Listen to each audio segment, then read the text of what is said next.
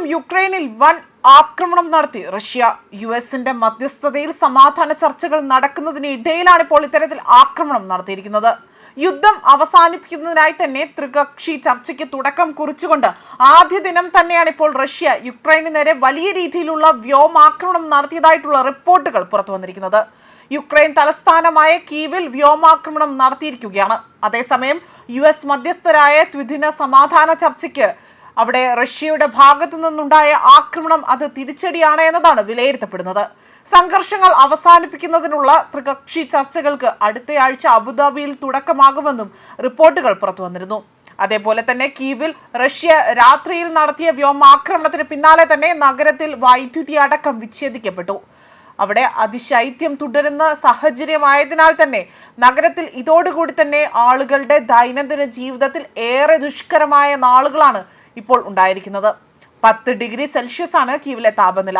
ഏകദേശം 12 ലക്ഷം വീടുകളിൽ വൈദ്യുതി ബന്ധം വിച്ഛേദിക്കപ്പെട്ടതായി തന്നെ ഇപ്പോൾ റിപ്പോർട്ടുകൾ സൂചിപ്പിക്കുന്നു. യുദ്ധം ആരംഭിച്ചതിന് ശേഷം ആദ്യമായിട്ടാണ് ഇരു രാജ്യങ്ങളും തമ്മിൽ സമാധാന ചർച്ചകൾ ആരംഭിക്കുന്നത്. റഷ്യ പിടിച്ചെടുത്ത കിഴക്കൻ പ്രദേശങ്ങളിൽ നിന്ന് സൈന്യത്തെ പിൻവലിക്കണം എന്നതായിരുന്നു യുക്രൈന്റെ പ്രധാന ആവശ്യം. എന്നാൽ റഷ്യൻ പ്രസിഡന്റ് വ്ളാഡിമിർ പുടിൻ ആകട്ടെ തന്റെ നിലപാടിൽ തന്നെ ഉറച്ചു നിൽക്കുകയാണ് ചെയ്യുന്നത്. ഡോൺബാസ് മേഖല ആവശ്യപ്പെട്ടുകൊണ്ട് പുടിൻ ഇപ്പോൾ ആ ഒരു നിലപാടിൽ നിന്ന് മാറ്റമില്ല എന്ന് വ്യക്തമാക്കുകയും ചെയ്യുന്നു. എന്നാൽ ഇതിന്മേൽ യുക്രൈന്റെ നിലപാട് അവർ ഘടിപ്പിക്കുകയും ആക്രമണം കൂടുതലായി തന്നെ നടത്താൻ റഷ്യയെ പ്രേരിപ്പിക്കുകയുമാണ് ചെയ്യുന്നത്.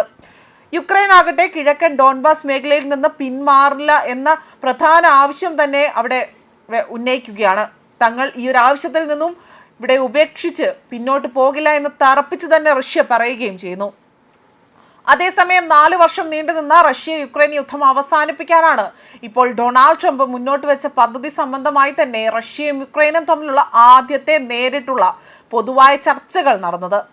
രണ്ടാം ലോക മഹായുദ്ധത്തിന് ശേഷമുള്ള യൂറോപ്പിലെ ഏറ്റവും വലിയ സംഘർഷം അവസാനിപ്പിക്കാനുള്ള നയതന്ത്ര നീക്കങ്ങൾ സമീപ ആഴ്ചകളിൽ തന്നെ വേഗത്തിൽ കൈവരിച്ചിട്ടുണ്ട് എന്നും യുദ്ധാനന്തര ഒത്തുതീർപ്പിലെ പ്രധാന പ്രദേശത്തിന്റെ വിഷയത്തിൽ റഷ്യയും യുക്രൈനും തമ്മിൽ അഭിപ്രായ വ്യത്യാസമുണ്ട് എന്നും വ്യക്തമാക്കിയിരുന്നു.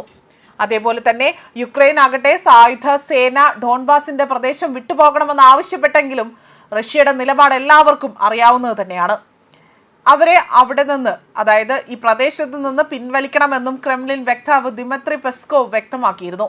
10,000-കണക്കിനുള്ള ആളുകളെ കൊല്ലുകയും ലക്ഷക്കണക്കിന് ആളുകളെ നാടുകടത്തുകയും കിഴക്കൻ യുക്രൈനെ നശിപ്പിക്കുകയും ചെയ്ത ഒരു യുദ്ധത്തിന് ഒത്തുതീർപ്പ് നേടുന്നതിൽ രാജ്യത്തിന്റെ കിഴക്കൻ പ്രദേശത്തിന്റെ വിധി പ്രധാന പ്രശ്നങ്ങളിൽ ഒന്നായിരുന്നു എന്നതാണ് സെലൻസ്കി കഴിഞ്ഞ ദിവസം ഒരു ഉന്നത ചർച്ചയ്ക്ക് ശേഷം വ്യക്തമാക്കിയതും. ദൈവം അനുവദിച്ചാൽ യുദ്ധം അവസാനിപ്പിക്കാൻ കഴിയും എന്നതായിരുന്നു പിന്നീട് ഇതുമായി ബന്ധപ്പെട്ട് സംസാരിക്കവേ അല്ലെങ്കിൽ പ്രതികരിക്കവേ വ്യക്തമാക്കിയതും. ന്യൂസ് ഡെസ്ക് കർമ്മ ന്യൂസ്.